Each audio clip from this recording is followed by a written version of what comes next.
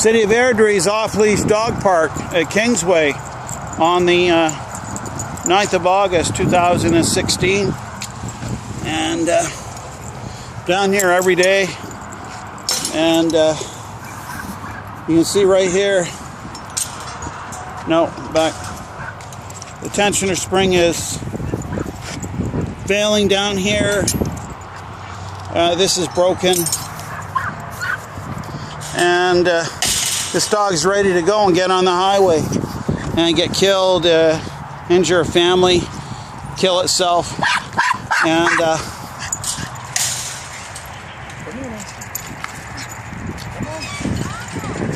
luckily he came back in there, but it's not closing too good. Broken latch. So the City of Airdrie, what's the liability? What's your policy? Why isn't this gate fixed? And your crews come down here every day to empty this garbage. I've seen parking right there. Municipal Bylaw dog cops checking dog licenses every day. So can't we coordinate some service? And there's got to be a mission critical response when dogs get on highway, families swerve, kill themselves, injure themselves, and yeah.